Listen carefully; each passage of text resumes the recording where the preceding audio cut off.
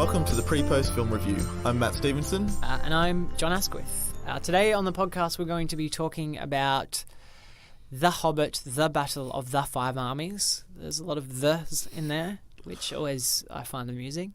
So the way the podcast works is that we record our thoughts and impressions of a trailer and what we're expecting of a movie. And then we come back once that film has been released and we talk about the film itself and kind of compare what our expectations were versus what actually happened in the movie. So we'll be doing that with the third Hobbit film today. And we've got a bit of extra special bonus audio at the end of this review. We got to chat to Rob McBride, who was a visual effects artist on the three Hobbit films at Weta Digital. So we got to sit down with him. He's from Melbourne, but has lived over in New Zealand and kind of goes around. He's done quite a bit of VFX work and game design work and things. So it was really great to pick his brain about a bit of behind the scenes stuff on the Hobbit. So definitely stick around for that, guys. It's really interesting stuff. Really great. But first, let's go into our trailer thoughts for The Hobbit, The Battle of the Five Armies.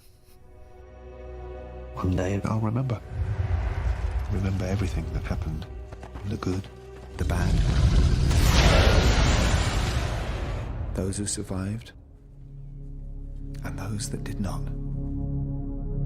Home is behind, the world ahead, and there are many paths to tread, through shadow to the edge of night, until the stars are all alight.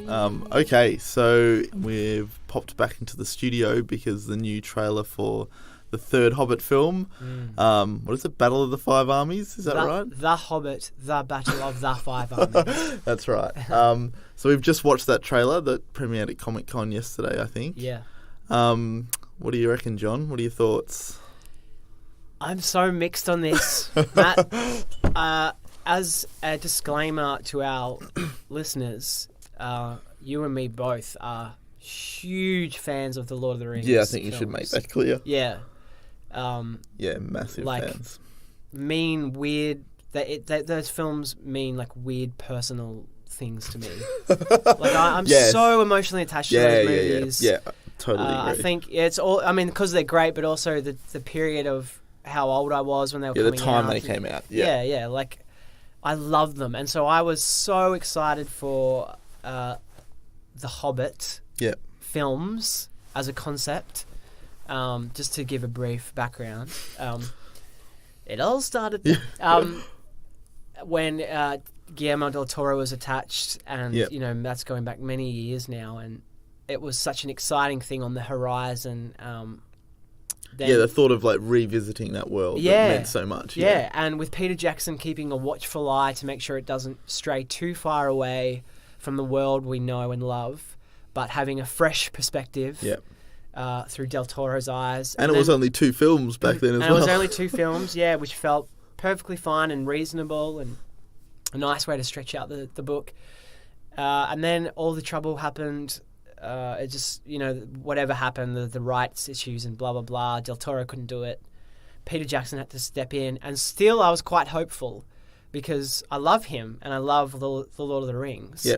I was disappointed, but still okay. It's all right. I was kind of the same. In a weird way, I was excited that we were getting to see more Lord of the Rings from Peter Jackson. Yeah, exactly. Yeah, it wasn't a bad thing. It was just a different thing.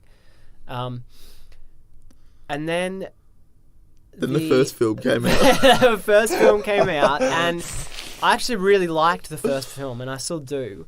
But there were very obvious issues with it, which for me got worse with the second film in terms of stretching out things, too much CGI, too much cartoony CGI. Which is strange because you must be in the minority. I think I am in the minority. Most people prefer the second film and feel that it isn't as stretched out as the first. And I can see why.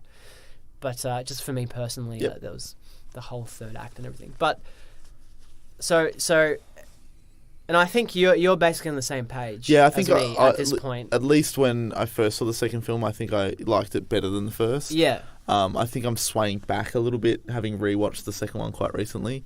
But in general, yeah. In terms of passion and expectations and things, I think we're very similar. Yeah, I think I might actually be lower than you to an extent, but we're This quite time similar. around. Yeah. So it's with very mixed feelings that we're coming to the last Middle Earth film. The definitive chapter. The definitive chapter, apparently, yeah. Which I know you love that tagline. That makes my blood boil. I think that just talking about the trailer, there's hints of what will be, I think, good moments and good little character beats or whatever. But I'm not expecting to be in love with this movie at this point.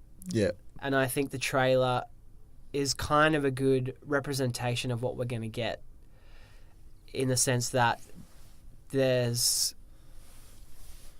bits of goodness sprinkled amongst the same old bloated CGI. Like, there's just... I don't know how I feel about using Pippin's song.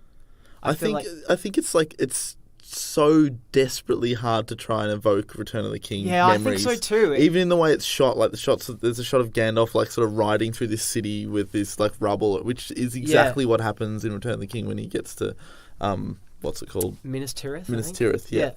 There's so many little moments in this trailer, and obviously the biggest is the Billy Boyd song that's playing over the top of it, which is ripped straight from Return of the King. Yeah. Yeah, I think it is relying too hard on the nostalgia that people have. Yep. And it's just a shame, because the tone is good. I like the tone that they're going for, in the sense that there's darker stuff here now, and the adventure isn't just an adventure anymore. Like, the stuff that happens in this film is going to impact future events and impact Middle-earth. This is what they're going for. I'm not saying they're going to do it effectively. I think that's the card they've been trying to play for all the Hobbit films. Yeah, they have, but this is the one where it fits. It could fit. Yeah, I agree. Yeah, but I think they've shot their wad on that one. Oh, I agree. I totally agree. But I just like you see, I see the what you're tone saying. of the trailer, I guess. It's fitting in this case where it wasn't in the others. It could work in this one. Yeah, and just purely for the trailer. Like, it's hard for us not to talk about the film because we want to, and what we're expecting and stuff. But so I don't know. Like, I'm so torn between my love for the world and my love for the old films and the books too. I'm a big fan of the books and Tolkien in general. But that goodwill has been drained a bit from the first two Hobbit films. Yeah, definitely. And I can't overlook flaws now as much as I perhaps have in the past. Yeah. How do you feel? Yeah. I guess I feel a similar way to you. I think my expectations are lower. Based on that trailer, I think we're in for a film that's going to be pretty CGI and battle heavy. Yeah. Like I was saying before about harking to Return of the King, I think in a lot of ways I didn't like some of Return of the King because it was so battle heavy, but it sort of balanced it well with the small Frodo Sam stuff, and there was this like yin and yang of the big battles and this tiny personal drama that was happening, and I don't think The Hobbit has that, and it's going to try and push the battles bigger, and it is going to not have anything else to counterbalance that, and it's just going to be a CGI wank fest of armies running at each other. 5 of them. Yeah, 5 of them, yeah. I think you might be right. And we've talked about this, outside of the show, that the Hobbit films lose sight fairly quickly of Bilbo. Yeah. And he becomes secondary to Thorin, who's this Aragorn type figure. Aragorn wannabe. Yeah, the king that wants to reclaim his land. Yeah. The problem is Thorin isn't likable, and there's some interesting things there where he goes a bit crazy. Yeah, with I think gold and that, but it's just there's no one aside from Bilbo in this trilogy, I think, that you really connect with and root for, and to put him on the sideline is like it's your one point of entry into this world, and you're not focusing on him at all. I don't care whether Thorin gets his land back, and they've tried really hard. I mean, I connect more with some of the other dwarves than I do with him, and I don't know. There's that Frodo and Sam human story that's missing from these films, I think. Yeah, I think there is and by human I mean Hobbit. There's the potential for it to be an interesting arc because it looks like Thorin could almost become a villain. Yeah. On the trailer, he seems to go mad and just want nothing but war. But I don't think they're going to have the conviction to go through with that fully for the type of film that it is. I mean, I think he'll go a bit. Yeah. Well. The book. Have you read the book? I have. Yeah, years ago. Okay. Yeah. So I don't know. I don't think there's enough to chew on in order to go down that route. And you're right. Trying to make him a hero doesn't work either because he's just not likable. So you're not rooting for him. Yeah. And then they've introduced Bard towards the end of the last film, which I assume they're going to play as the big hero in the third one. But it feels like too little, too late in terms of a big heroic character to latch onto. Absolutely. Unlike Aragorn, who was there from the very beginning, and you saw him grow from this like creepy ranger dude into this king. Exactly. And I guess on a certain level, that's the source material. Yeah. Yes. And then how you approach how different The Hobbit is from Lord of the Rings. But the difference there is that the source, that's not the focus of the source material. Like the Hobbit isn't about Thorin. No. Yeah, exactly. And that's what so it's how you approach it, and instead of treating The Hobbit as a nice adventure, another adventure that we get to have in Middle-earth, it's like they're so conscious of connecting it to Lord of the Rings and making it as serious as Lord of the Rings, which was just from the get-go a bad decision, I think, and it affects everything along the way then, and not in a positive way at all. Like the lighthearted stuff in the first film is the best stuff, I think, because you get that spirit of adventure and that's the tone fantasy. Of the book too. Like the book is so funny. I remember laughing so many times in that book. It is, and there is a big battle at the end, and there are some characters who don't make it until the end of the story, and so you do have a serious turn, but it's certainly not this epic fantasy thing. You know, like. I mean, even Fellowship was quite light compared to the following feels like 2000 Return of the King. You could have made these even lighter, and it could have been this beautiful little gradual sort of descent into darkness over 6 or 5 or 4, preferably, films. Yeah. You're right. It's just a huge mistake to dive in at like the deepest end of darkness that it kind of didn't even reach until Return of the King in. Yeah, that's right. The original trilogy. Yeah. It seems really misguided. Yeah, so... Anyway, we seem to be ranting about the other films. I know. What about... Is there anything that you think looks good in the trailer? Like shots or anything you're looking forward to? Yeah, I think actually most of it... it's funny, we're sort of talking about how disappointing the series is and things, but this trailer itself, the last third doesn't look great to me. But the rest looks intriguing. Like, especially there's some stuff with Gandalf... who's captured in Dol Guldur, and it looks like Galadriel comes to his aid at one point, and that knowing probably those characters as we do, that looks like quite an emotional moment or something that's got a bit of weight to it and looks interesting. Yep. And not knowing a lot about what's in the appendices about how they confront Sauron at Dol Guldur and get rid of him. I don't really know a lot about that, so I'm interested to see how that that's true. transitions, and I hope it transitions nicely into him, going off to Mordor and sitting atop a tower. But I'm always interested in Bilbo's storyline. There's just never enough, and I'm worried the same. Even in the trailer, he's hardly in the trailer. Yeah, he's in the start and the end. Yeah.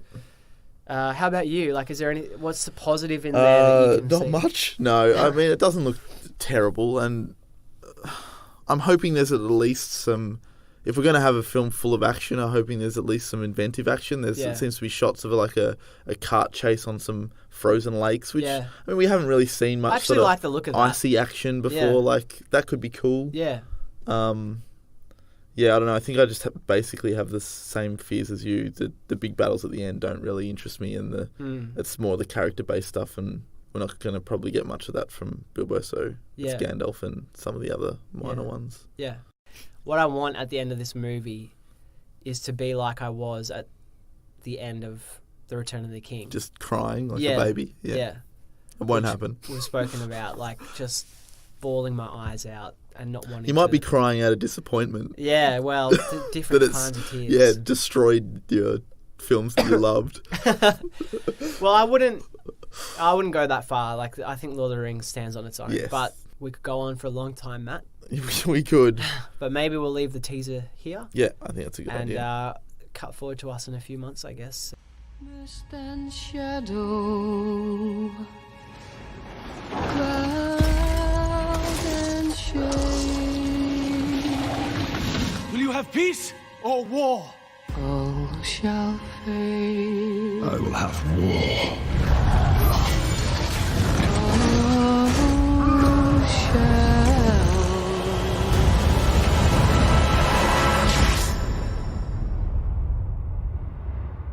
fade. Will you follow me? One last time. Okay, Matt, we're back in the studio. We've been over hills and under trees. We have. We've been through barrels. And we've killed dragons. Yes. And seen a lot of fighting. A lot of fighting.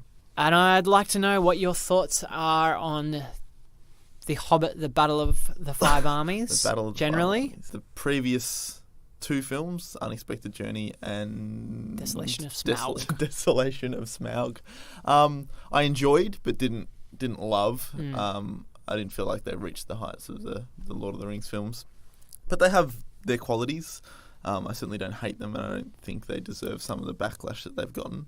But they're certainly not amazing films. I would say I like them rather than love them. Yeah, I agree. So I guess with Battle of the Five Armies, I kind of went in expecting the same thing. I guess I was a little bit hesitant given that it's called Battle of the Five Armies. Yeah. And just, some of the weaker parts of the films are often the battles. Yeah, that's They right. get a bit tied up in the battles. And I think that's kind of what happens here. I think at the end of the day, if I had to give an overall impression of the film, it's basically the same as the first two. I think it has really strong moments. In many places, I think it has the best moments of the Hobbit trilogy. But I also think it has some of the worst moments of the Hobbit trilogy as well. And I think it kind of ends up balancing itself out to be on about the same level as the others. I think, it suffers from too much CGI, too many battles, but then it also seems to focus in on some more meaningful and moving character moments than has perhaps come before in the Hobbit films, which I guess is a sort of is inevitable given that it's the third film and it's building on these relationships that have grown for such a long period of time. But I think it's again good, but I didn't love it. What about you, John? What are your thoughts on Battle of the Five Armies?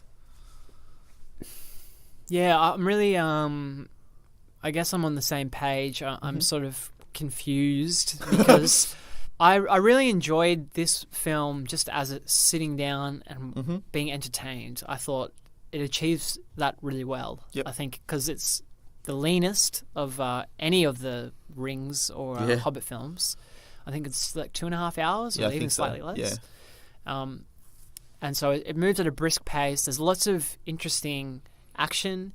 The effects work on like a lot of these sequences, whilst over the top and cartoony as they are, is still really visually interesting, and kept me like enthralled the whole time, just on a basic level.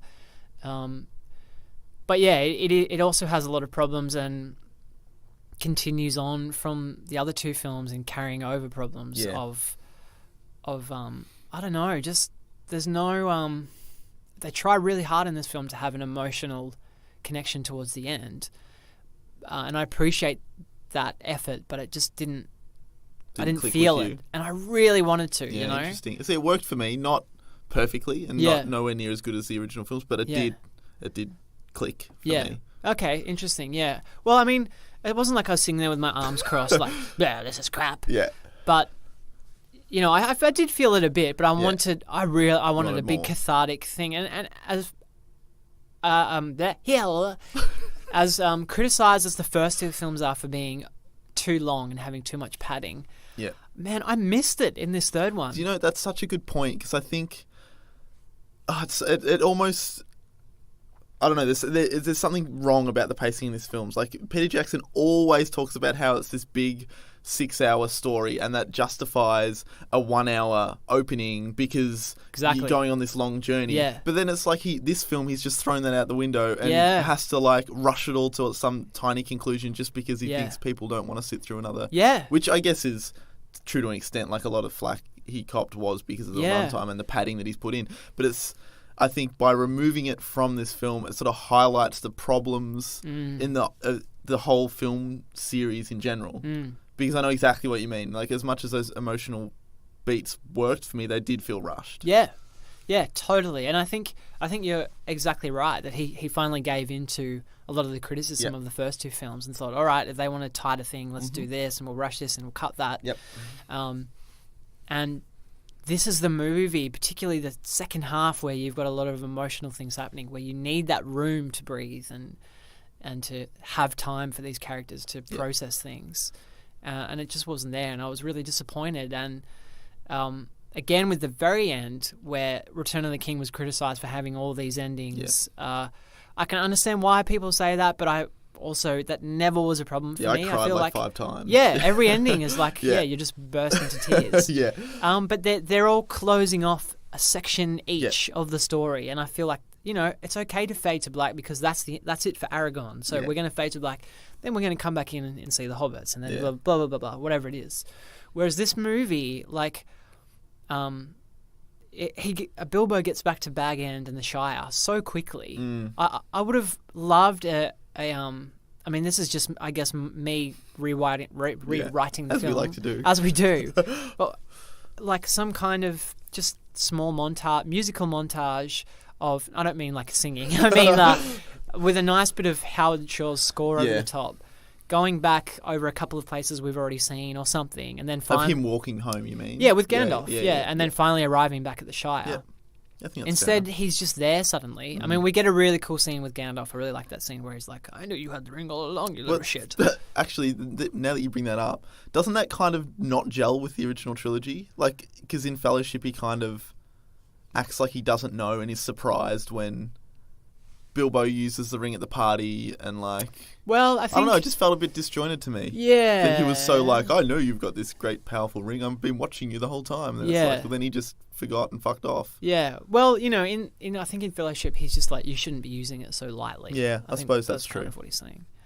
But I like that scene because it was a slower moment where you got to just have these characters talking to each other. See, I think my moment like that is the post-battle moment where they're both sitting down. That's weirdly one of the best scenes in the movie. I think it probably is the best scene in the film. Yeah. I mean, I think it was almost perfect. To me, perhaps Gandalf was a little bit pottery and it almost went into comedy zone with his pipe. Yeah. But just having that like breath was so nice. exactly, It's yeah. something that And felt they just like look they'd at each forgotten. other and there's like a little nod. You know? Yeah, It's like yeah. we've been through something. Yeah, and that was kind of like the first time in the Hobbit trilogy where I'd felt the weight of what had just happened, which I felt like you always felt throughout the Rings trilogy. There was this weight to everything. Everything mattered and had consequences, whereas this was the first time I felt that in the Hobbit films. Yeah. Yeah. Sorry, I derailed your No. discussion. That's basically that basically was my point. Bilbo gets back into his home, which I really liked. But then I again wanted a moment with Martin Freeman to take in like what had happened, See, and I felt like it cut to old Bilbo way too quickly, and then it ended. Yeah, true. I really disliked his initial entry into Hobbiton when they were selling off his all his belongings. See, I didn't mind that. Yeah, I thought it was okay, but I don't know, it was sort of a bit chaotic, and again, just fell straight into humour straight away, and I don't know, it felt like I wanted something a bit different. But then when he was walking around his empty Hobbit hole, that moment for me was awesome. That was perfect. That's the kind of like melancholy feeling that I wanted it to evoke after being on such an adventure, and him like coming back to such humble beginnings and realizing how little it all matters now, and it kind of was like literally had nothing anymore. He had nothing in his house because it all had been sold. It was like a metaphor for his life now, having to come back to the Shire and forget all these grand adventures and friends and important battles that he'd just been on. So I think they nailed it with that. But yeah, I totally agree. Rush, and I just wanted like maybe an extra 30 seconds of him. Of actually to see his face as well. Like Yeah. there's that shot behind him, and I don't know, it just felt a bit off to me. Yeah, I think it's indicative of what you were saying before, and just everything feels a little rushed. Like they're exactly. too busy trying to wrap everything up to keep it at a shorter runtime to keep audiences happy. Yeah, that's right. What I did like though was, I mean, the cut was too quick for me, but the cut to old Bilbo, I actually really liked from a storytelling perspective was that it was like the whole movies were just him kind of sitting in Baggin and just like reflecting on everything. I don't know, that just kind of lent another level of like weight to the story a little bit, and if you really wanted to excuse the films, you could say he was like dreaming, badly remembering a lot of shit, which is why they're so over the top. Why they took so long is because he was just elaborating all this crap. Making up all these details. Yeah, to make it seem more exciting. I was happy with the movie, but I felt it lacked something, as all the Hobbit films have. And retroactively, when I first came out, I thought that this was maybe the best of the films, or up there with the first, which I really, really liked the first one. Yeah. And then in the couple of weeks since, it's gone down quite a bit in my head, and I actually think the first and the second are more on par now. Right. Whereas I was really disappointed with the second one initially, but it's grown on me. So it's interesting how these change, and I do really appreciate having seen the third one now and having them all to look at as a whole. Yeah, actually, that was what I was going to say as well. And it does change things, and actually it improves them all, I think, having a whole thing there. I totally agree with that. The problems aren't as bad. So that was definitely a positive to take out of it.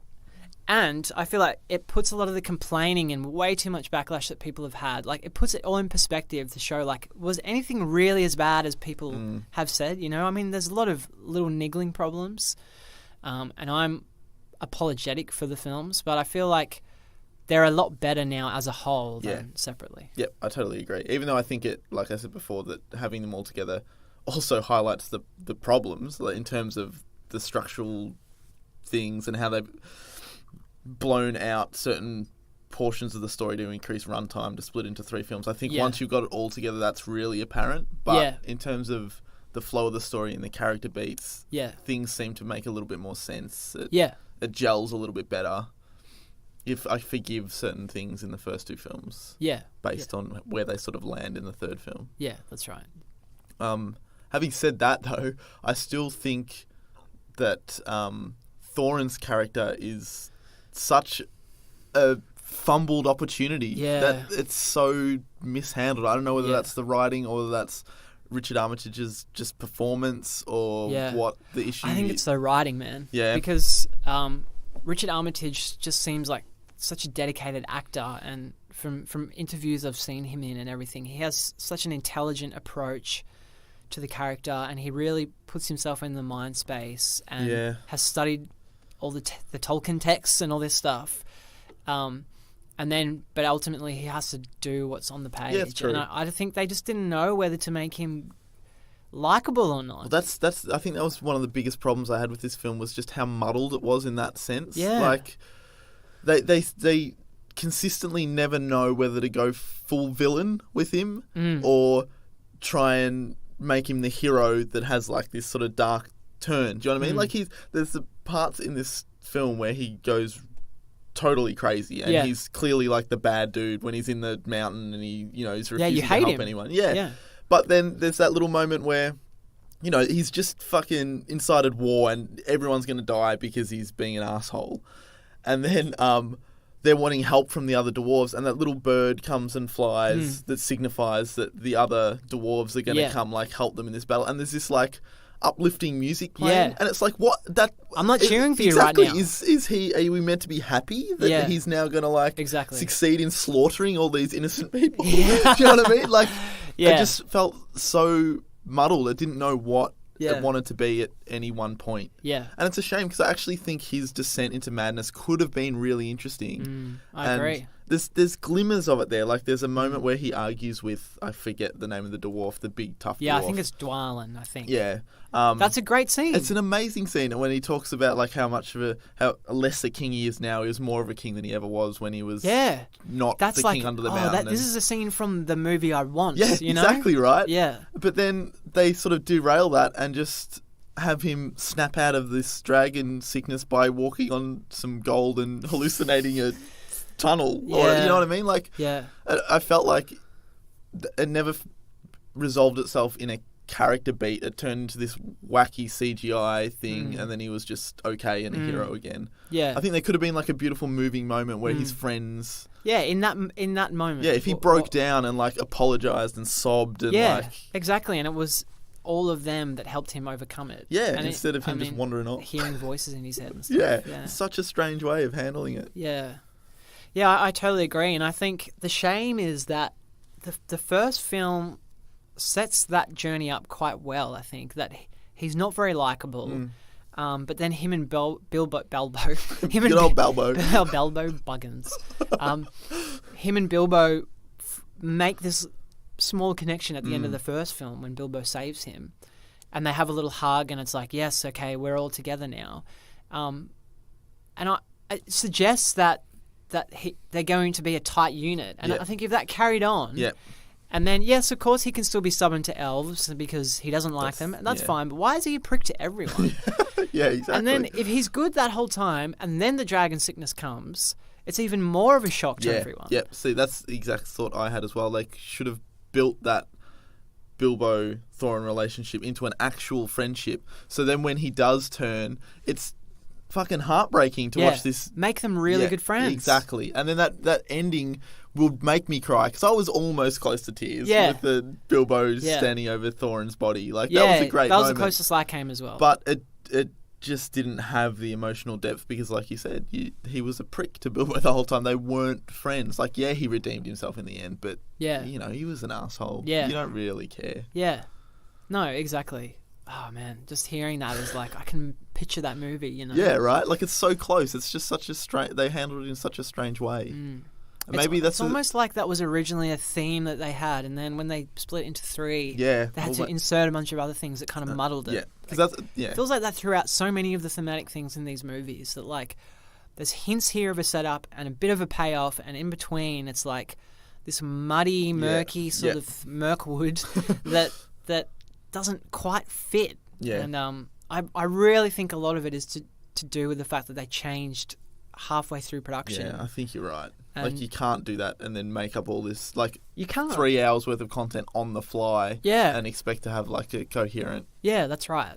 Trilogy. And like they've done really well considering they did that. True. But I just wish they hadn't done it. Yeah. And I think like that we complain in the second film about the extended dragon sequence at the end. Yeah. Which I think is totally justified, and it's so much more justified when you see the start of this film. Yeah. Because they literally kill Smaug in like the first 5 minutes before the title comes up, and it just, I mean, part of me was kind of surprised and liked that it was kind of bold and it did that so early, but then most of me was just like, why didn't you just put that at the end of Act 2? It felt like a cheap way of keeping the dragon in the third film, extending the third film out so they can put the dragon on the poster, make Smaug this big villain when, you know, really his story isn't part of this film. Like that should have been resolved in part 2. Yeah. But instead they shifted it to 3 and then created on the fly, presumably, this silly scene where they all run around inside Smaug's lair and try and drown him in gold. Yeah.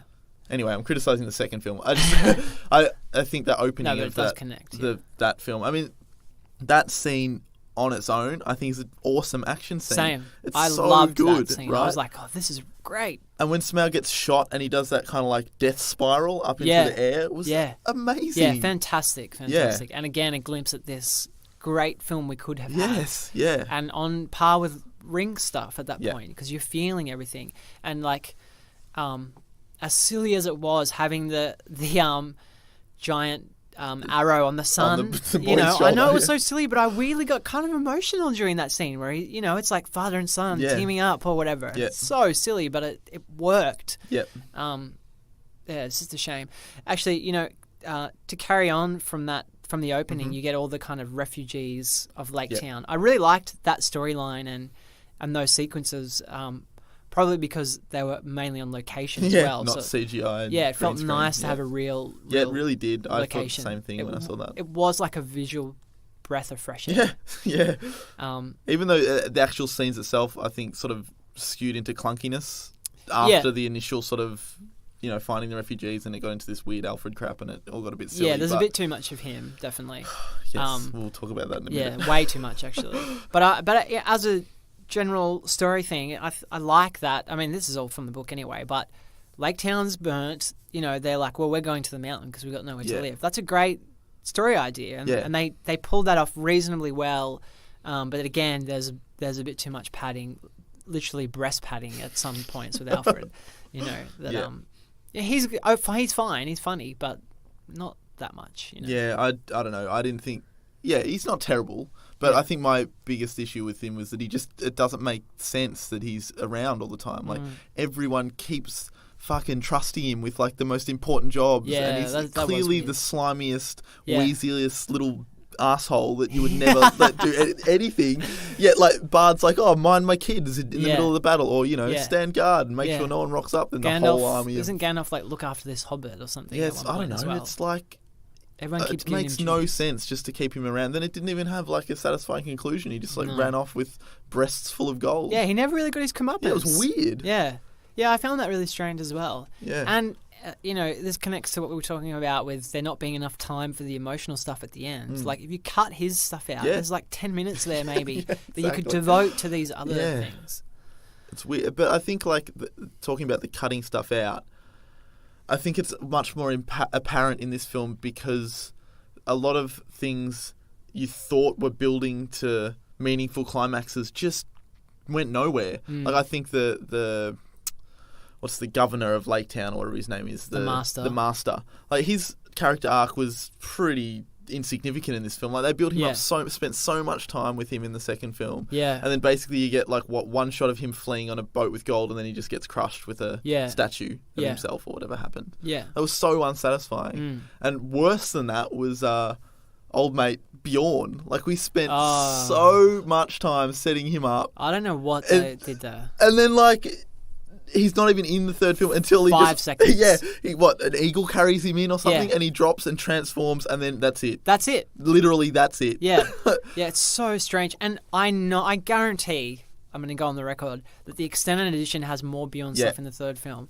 but because they suddenly got this idea where they had to cut out a bunch of things to make this a tight movie, he's hardly in it, and it makes the second film worse retroactively because it's like, why did we spend this time here? Yeah, it's like that. It's the same with Radagast. He amounts to nothing, and he's set up so much. All in that the first shit 2 films is extended edition content, Yeah. like what they did I'm with sure, the original yeah. films. Like Yeah. you could cut that out, have 3 90-minute films, and then blow them out with this stuff in the extended editions because it has zero impact at the end of the day. In this last film, it just doesn't matter. Yeah. I've never been a huge fan of Radagast, but I was really disappointed that there wasn't even a moment with him and Gandalf where they go their separate ways or something, or they talk at all. Yeah. He literally flies in on an eagle, I think. I don't know. And that's remember, it. to be honest. I don't know if his sled even appears. Ugh. I can't remember if he's at Dol Guldur either. I don't know. But anyway, it's just like it's such a waste. You built him up so much. Speaking of Dol Guldur, what did you think of that sequence where the elves come to rescue Gandalf? Or the elves and Saruman. Yeah, I really liked it actually. Yeah. I thought it was like really cool action scene. Yeah. The fighting just, I don't know, there's something, I guess the kid in me really liked the look of that. It was a bit video gamey, but it was cool. I was expecting a little more in terms of Sauron, and I really didn't like Galadriel's demonic possession, ring or the grudge kind of. Yeah, where she went all green and screamed. It's like they were trying to evoke what she does in Fellowship. Well, it's clearly what they were doing. They overdid the makeup and the effects, and also just to be a nerd, it makes no sense because the ring brought that out of her in the Fellowship. It was like the dark side of her. Yeah. And now it's just like when she uses it's her like powers. Her powerful, what she does when she gets angry. Yeah. Yeah, I don't know. And if they want you to watch these movies in order, 20 years down the road, you're going to be like, what the hell? Yeah. You won't have that Fellowship reference to go with. So that's true. I always hate when prequels do stuff like that. Yeah. No, I agree with that. I did also... Yeah, what did you think? Well, I actually really like the ghosts of the Nazgul, or whatever they were. Like, their design... I don't know, it was kind of this, like, throwback to this transparent kind of ghost, but they just look cool. I don't know. Yeah, they really did. They looked really good, yeah. Overall, I thought it was okay. I kind of disliked the Saruman Kung Fu. Like, that's getting into Yoda territory. A little bit, yeah. But it didn't go quite so far. No, it's not as bad, but yeah. I feel like...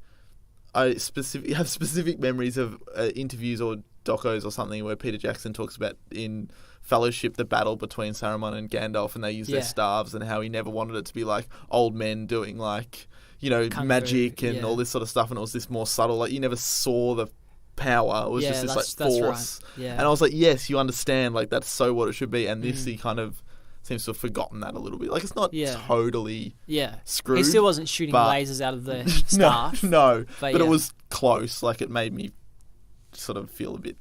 It felt Fair a bit enough. off. Yeah. But I did like the design of the Nazgul, and it was a cool battle. Yeah, I think in general that whole storyline is slightly problematic because. It makes them all seem a bit dumb for not expecting Sauron to come back in Lord of the Rings, which is only it's all a bit stupid. Like 70 years later or something. Yep. Speaking of it retroactively damaging the Rings I think films, I know what you're going to say. Fuck Legolas. Yeah.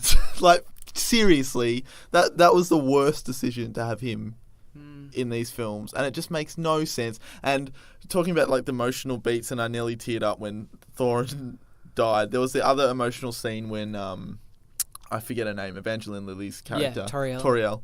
After she's kind of witnessed the death of Philly. I think Killy is her lover. I always get them confused.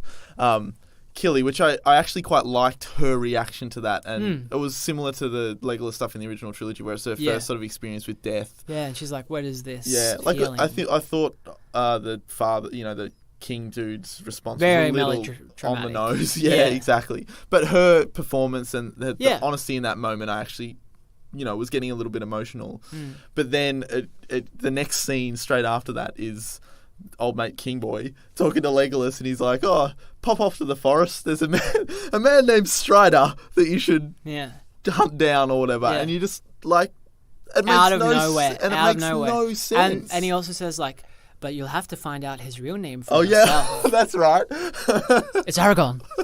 Like, if that is what happened, why does he not know him at the start of Fellowship? Like, why is it they're meeting for the first time at the... He's like obviously a shit scout if he hasn't found him. It took him by then until the council to actually find him. In the council, Legolas is with other elves, like they're sent from the woodland realm. Yeah, they're just like... He's not exiled, or he's not off on his own. He's like... It's like Thranduil would have sent him, Yeah. It was a terrible I don't know why they felt the line. need to connect that. Yeah. We've already got Legolas. That's enough of a connection. Exactly. It was he shouldn't really be there anyway. The worst, weirdest way to connect the two. Like, there's so many other things you could have done, like with Gollum, or like with Saruman even. I don't know. Yeah. There's so many other paths that would make more sense. Yeah, that's right. But that was just weird. Yeah, it was such a weird line. Yeah. It's I don't know, there's something fishy about it that I think it was a last minute thing. It could have been something. a cheeky like green screen job, and they just popped it in felt because like they wanted that. an extra connection. Yeah. Because why would he send him to him? It's like, he's a good man, but he may become great. What does that even mean, you know? Does he know who he is? Like, does he know he's the heir of Isildur or whatever? And, like, not heir. Does he know he's a descendant of Isildur? And I don't know. It's just weird. It's so weird. Yeah. Yeah. I hated that moment. Yeah, that was probably the... Well, no, there was a lot of... tiny little bad moments. Yeah. I'm trying... I don't want to rant too much. Though, like, having said that, I actually liked all the deaths, as morbid as that sounds. Like, I'd read the book years ago, but I'd forgotten that there were actually any deaths in this. Yeah. And because, like, the, you know, general consensus is that The Hobbit is a children's book, Yeah. I was expecting no one to die, which was kind of one of the issues I had with the first two films, trying to set this darker tone that matched The Lord of the Rings. And I was like, well, it's never going to go that way because, you know, no one dies, which is kind of part of, you know, the stakes of setting up a world, and you know what I mean. Yeah. So having 3 dwarves cark it like that, each time one of them happened, I was genuinely got a shock, and there were emotional moments that moved me. I absolutely really liked all 3 of those. Yeah, I totally agree. I remembered that they were coming, but even so, it's like they were shot quite effectively, and they were good, like, confronting scenes, really. Yeah, and I think retrospectively that makes me like the first 2 films in the way that they set those 3 characters up. Yeah, exactly. Because they were the ones, and in a quite subtle way too, like it wasn't like they were the only ones you focused on, but they sort of emerged from the crowd and ended up becoming the ones you knew a little bit more, so their deaths were more meaningful in the 3rd film. Yep. And I also liked the fight on the ice. Yeah, me too. All the battle stuff I didn't like very much. Well, I thought it was okay. Like, I think they tried a couple of things to differentiate it from from Return of the King. I appreciated that. I really liked just this one moment, because it actually doesn't focus on the battle that much. It kind of gets down to individual things pretty quickly. I really liked, though, in terms of battle scenes, the moment where the dwarves are rushing towards the orcs, I guess it is, and they like kind of make this like shield, and then the elves like leap over. Just like as a cool shot. Yeah, it was cool. Like, oh, that's really cool. The dwarves did always look a little bit CGI. Yeah, me, they though. did. Yeah, especially that, like the way they like the shields like all like locked into place. Yeah, it was almost too perfect. Yeah, I felt like they were all CGI. Yeah, I'm pretty sure they were. Dane, the Billy Connolly character. Oh yeah, let's talk about that.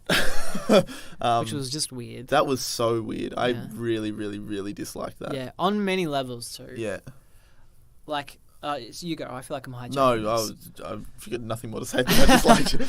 Yeah. Well, he looked weird. Yeah. Like he was Uncanny CG'd. Valley stuff. Like for a moment, I thought it was my 3D glasses. I was like, you saw it in 3D? Yeah, I didn't did see it in 3D. I saw it in 2D. Yeah. I would have chose 2D, but the theater only had 3D. Yeah, interesting. But 24 frames. Okay. And it was good. Like the 3D was fine. Yeah.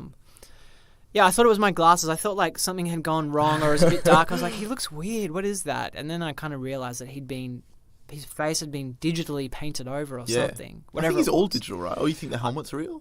No, I think he is all digital in reading up on stuff after. But at the time, I thought they just like touched up his face.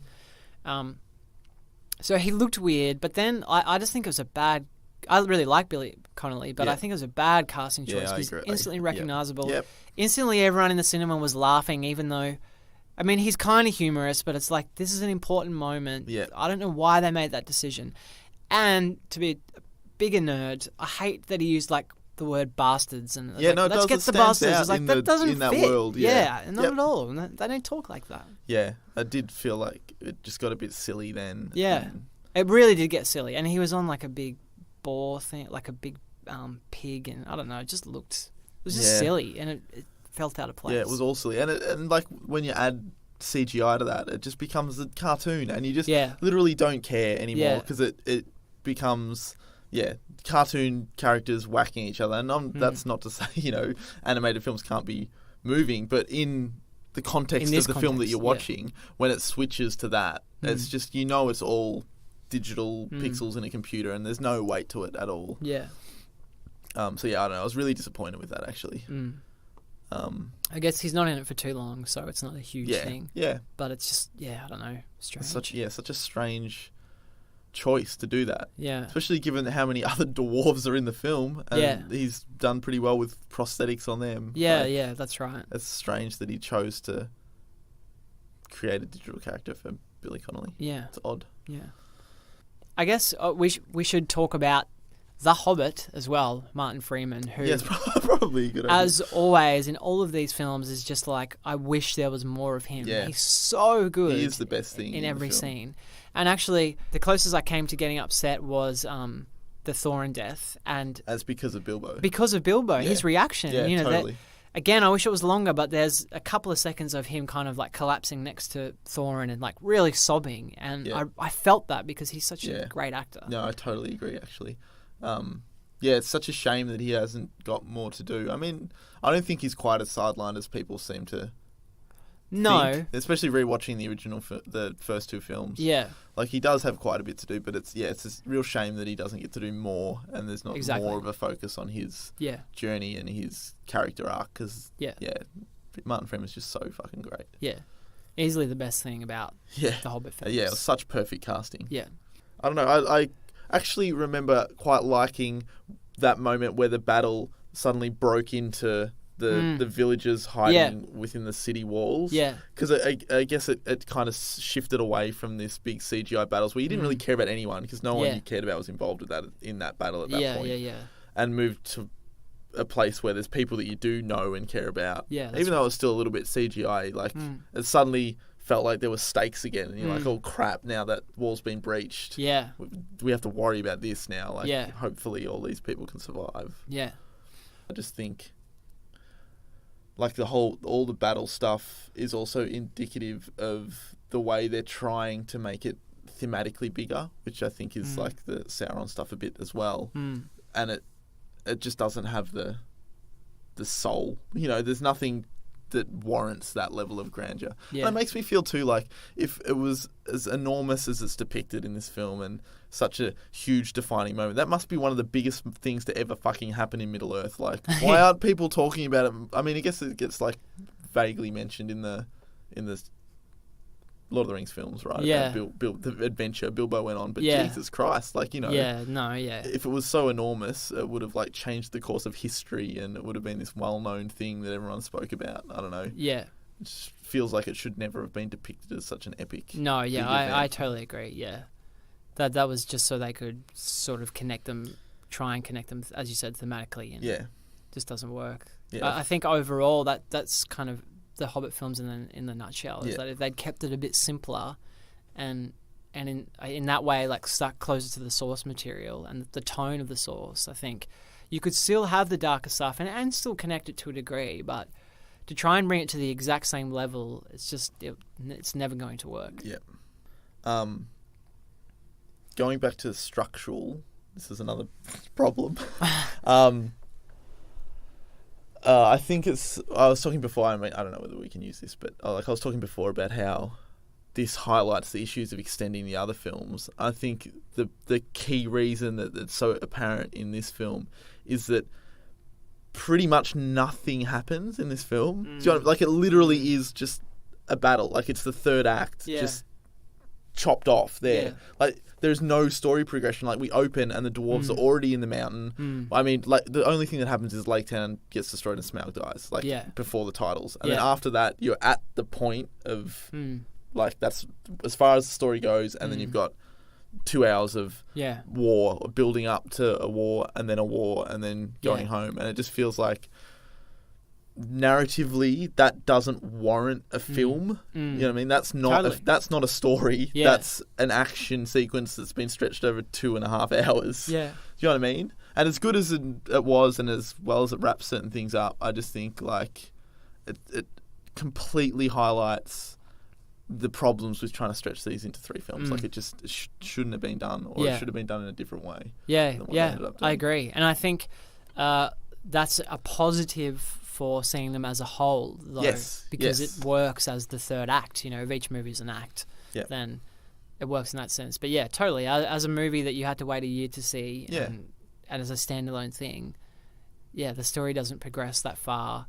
Bilbo doesn't learn anymore after Smaug dies. Thorin has his little sickness, but then bounces. Like, there's nothing really concrete that changes No. from that point on. And I don't know if it's unfair to keep bringing up the movie that could have been, but it's kind of important because we know that's what it was. Yeah, it almost literally was that. Yeah, It's not like we're just randomly speculating. Yeah, and that's what they had scripted. Yeah.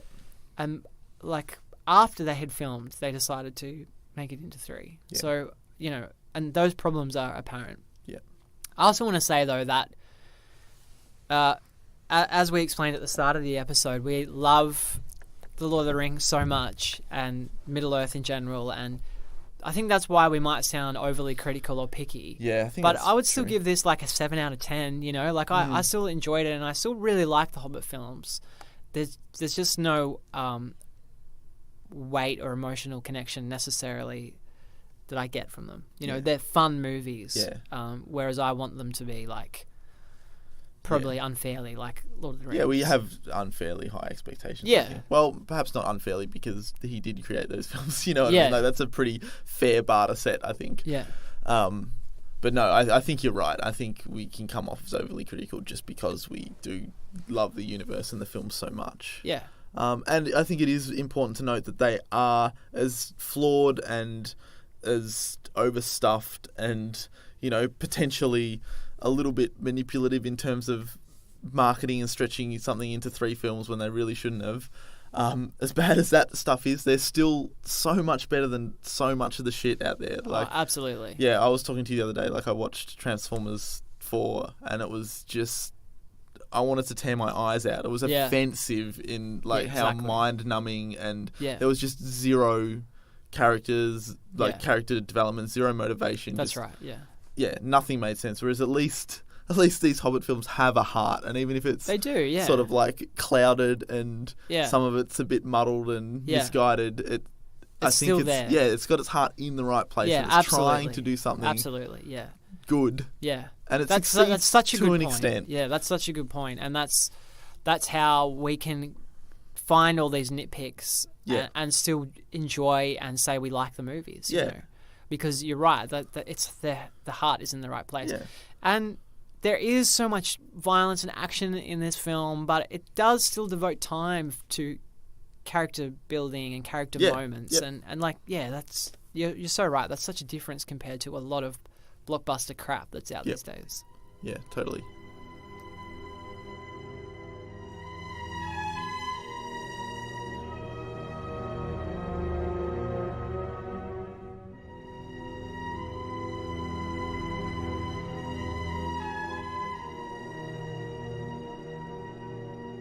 All right, so we have a special guest here in the studio with us. We do.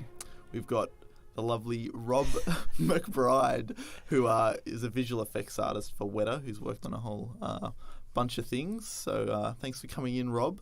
Can you give us a quick rundown of what your role was in Weta and the Hobbit films? Just a VFX artist. Okay. Yeah, not anybody special or famous. VFX artist for Weta Digital, so post-production crew.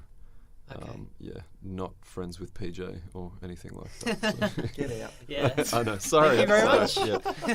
Can we get somebody better? Or more famous? Yeah. So you were in New Zealand, Rob, when the films were sort of officially announced, and what was that like? Was there like a real positive vibe then, or was it sort of daunting, all this work ahead, or how did that feel? The entire time that I was living and working there, that was the time when PJ was sort of fighting tooth and nail to get the whole thing commissioned to be made in New Zealand. Because there was this 50-50 thing going on for quite a while there where it was likely that they were going to take it and shoot it in Eastern Europe somewhere. Really? Yeah. That was also when Guillermo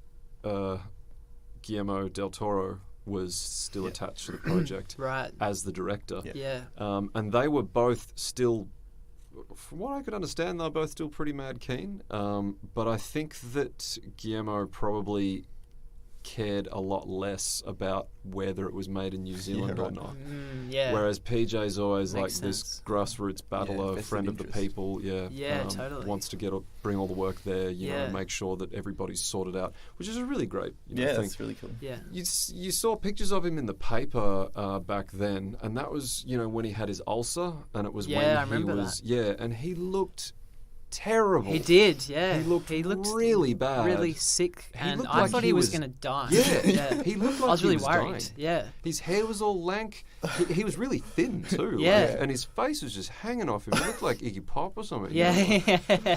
But and then they actually, in the end, they went to Parliament and they had Parliament pass some bills, some sort of, I can't remember what it was, but it was like employment-based, like I think maybe workers' union-based bills, and I don't really know what it is. It's just like, this is 50-50 out of my ass sort of talking here. But it got to this crazy level where we were all sort of laughing about it. We're like, wow, they've gone to Parliament with this now? Yeah. It's insane. They must really want this made here, you know. And Parliament were dead keen for it to be, like the country was like, this is a really big tourism thing for us. Absolutely. It's a Yeah, really big employment such a thing boost for for the economy, I suppose. yeah, and Yeah. we want to we have a film industry because of the original right. Rings films. Like, Exactly, yeah. I remember at that point there was, you'd go out drinking with guys who used to work at Weta, but hadn't worked there for a while and were banking on this work to land. They used to say stuff to me like, they'd list off all these sort of Kiwi battler films like The Whale Rider and a lot of other different ones. I think maybe that dreadful sequel to Once Were Warriors and a whole bunch of different Kiwi films that were made after The Rings. Now, like, all of those films wouldn't exist if not for The Rings, because that created the infrastructure. And then, I remember the day that that they passed the bill and it was like, all right, it's official. We are going to shoot it here now. We can finally commence pre-production on this thing. People were partying in the streets and stuff. All these dudes were like, yep, drinks are on me, let's go. I remember being at the Matterhorn and there was all these different Wetton people before I worked there, and they were all partying, and even the politicians who had direct hands on the bill signing were like there with them, and they're like, yeah, party, I remember walking to work that morning and the, you know how they have bulletin boards for newspapers at the news agency and stuff where it just says the main story on it, in like that cage thingy. And I remember seeing those on the way in, and with this big printed picture of Andy Serkis as Smeagol, not as Gollum, like holding the ring up and being like, and it was like, the precious is ours. It's like, yes, we got it back. So then production sort of fully started around, what time was that around roughly? Like 2010, 2011? They started shooting it, sometime in like late 2011, I want to say. I don't really know. They were shooting it on and off in bits and pieces for ages. Like, there was even talk of pickup shots as late as like second quarter last year, just to fill things up, And also, while we were working on the first film, while we had just started working on the first film, I'm sure that they made this decision a long time before we knew about it, but it was about halfway through the year that they were like, we think we're going to do 3 films instead of 2 films. Yeah, that's was going to be my next question, if you were there for that. Yeah. And we were like, nah. And that's just, no, they're not going to do that. This is, somebody's read this on The Onion or something. This is silly, And then it became public knowledge, and we were still like, no, they're trolling the media. This isn't, they're not telling the truth. And then it was like, oh, we're doing 3 films. Oh, okay, we're going to do 3 films now. We're going to be working on this for the next 3 years. Wow, all right. Cool. I can't see quite how you turn that book into 3 films, but it was all about stewing it. It was stewing it out, like, if you look back at the trailer for the first and I think the second film, there's stuff in those trailers that was never in that film, and it was actually in the third film in the end, when it's all told. And I mean, they stewed it so much that there was sequences like they still shot way too much stuff, basically.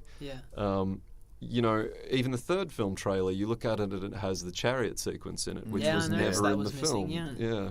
When the decision to split into 3 films was made, was that a good thing, do you think? Like amongst the wetter staff? Oh, amongst the wetter staff, absolutely. Everybody was, work, I suppose. yeah, An it's extra like, year of all right, work. dude, Yeah. like 3 years instead of 2 years. Yeah. Bring it on. Yeah, this is going to be great. I'm going to buy a house or something. You know? It was definitely, it was a great thing.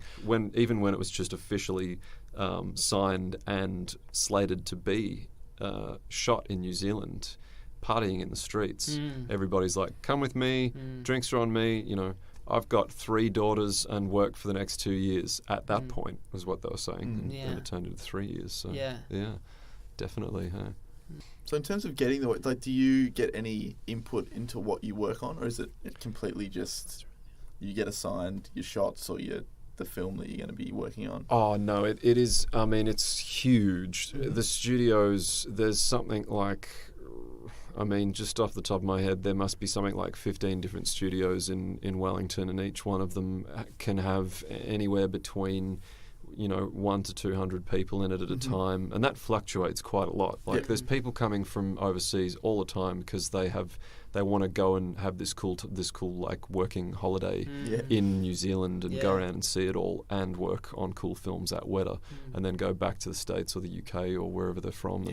And, you know, continue working in their industry. But yeah, it's quite vast, and you are a bit of a cog in a machine. There is a bit of a machine operator kind of air to it.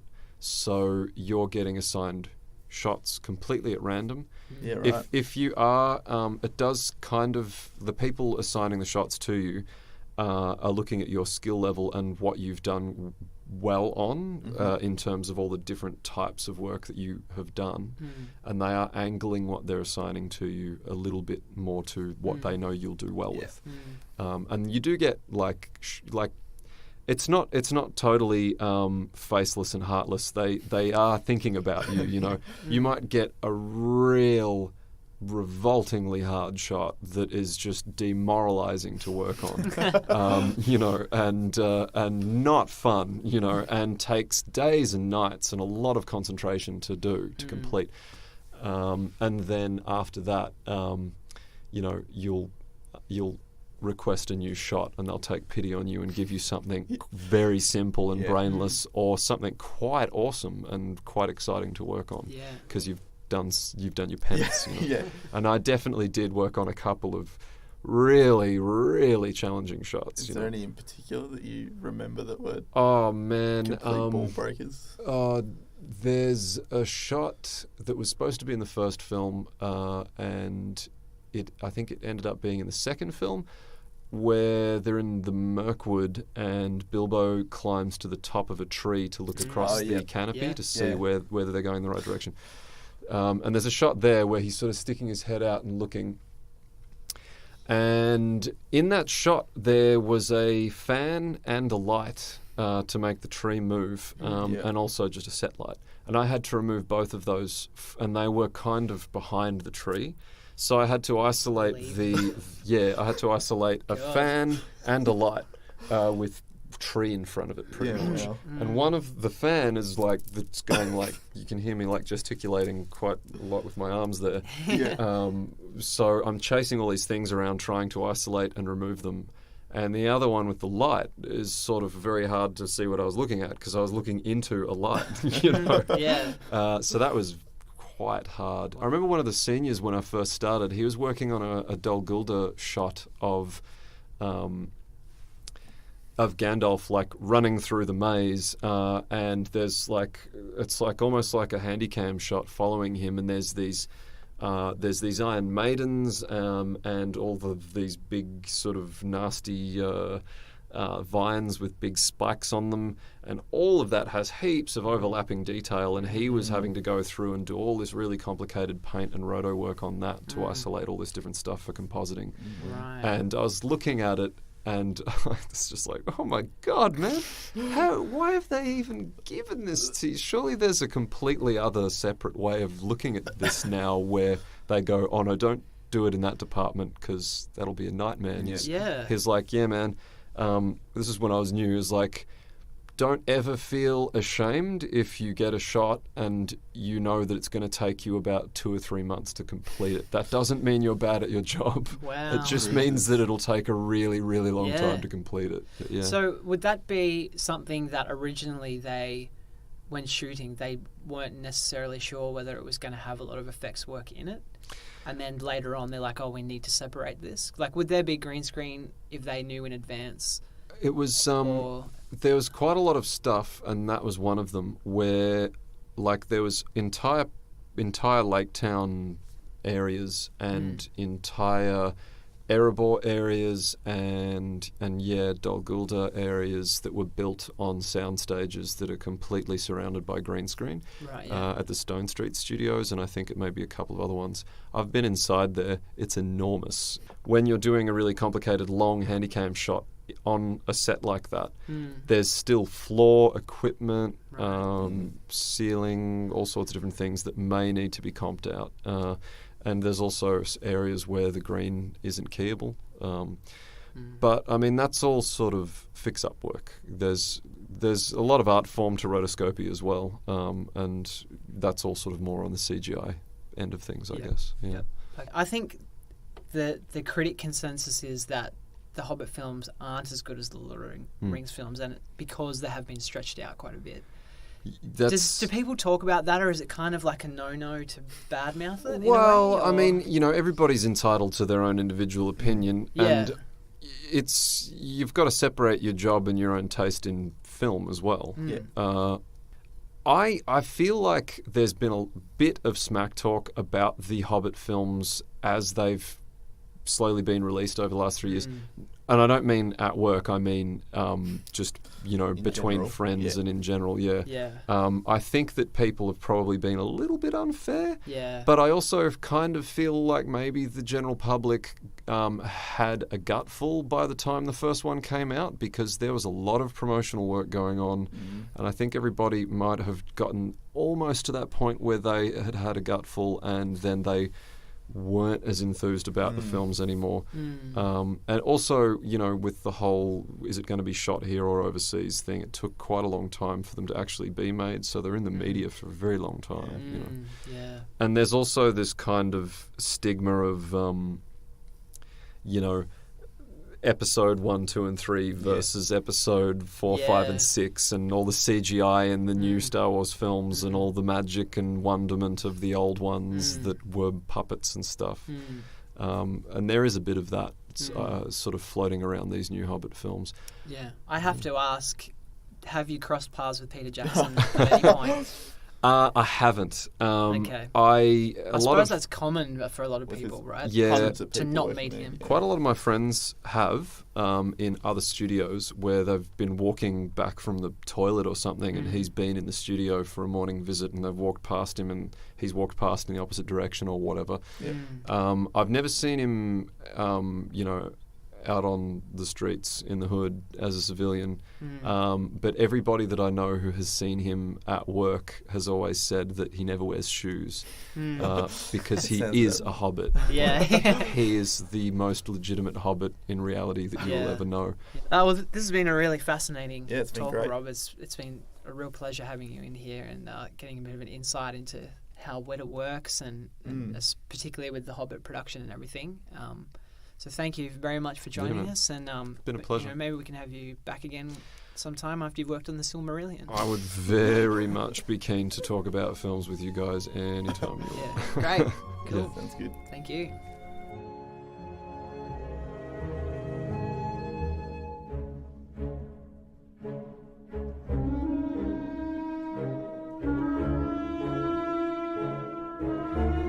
Thanks for listening to this episode of the PrePost Film Review, all you hobbits out there. We'd love to hear what you guys thought of this Hobbit film and the trilogy in general. Any Lord of the Rings, anything. Email. Yeah, we're just gonna please email us. Yeah, yeah. Even if it's like erotic fan fiction between Gandalf and Saruman, that's fine as well. Please email us at prepostfilmreview@gmail.com. Every now and then we get feedback, and we love hearing that from you guys. Yeah, it's great. So send it in; it's really great, and we always reply. So Yep. that's great as well. You can also find us on Facebook. So if you give us a like there, that would be awesome. That helps us reach new followers and listeners. So that's always good if you can do that. We're on Twitter as well. We're at PrePostFR. So give us a follow there, and we occasionally tweet out little bits and pieces, and we'll announce when we have new episodes up for you to download. But the most important thing is head over to iTunes and subscribe to the podcast. And if you subscribe, leave a little review. Tell us what you think, because that helps us reach new listeners as well, and gets us featured on lists and up on the new and noteworthy page on the iTunes store, and lots of things like that. So that's a huge, huge help. Yeah, it's great. If iTunes isn't your cup of tea, we're also on Stitcher. So similarly, you subscribe to us there and leave us a review, because that helps more people find us and listen to our super interesting conversations on film. Exactly. We're also on Letterboxd, so you can find Matt and myself on Letterboxd. The links are in the show notes for this episode and for every episode. Letterboxd is a great film community where you can rate films, leave little reviews, and it's a great way to see what we think about movies that we don't talk about on the podcast. And to catalogue a diary for yourself as well. It's really helpful, especially towards the end of the year when everyone's trying to tally up the films that they saw and figure out what they enjoyed the best. I think that's the best feature of it, because you are dating every movie that you've seen, and you can look back at the end of the year and go, oh, I've seen X amount of movies. And that's really good. Yeah, it's great. Letterboxd aren't paying us for that advice. No, they're not, but if they want to, that's okay. Please join us next episode, guys, as we're going to be talking about Birdman. I was going to make a bird noise. Yeah, me too.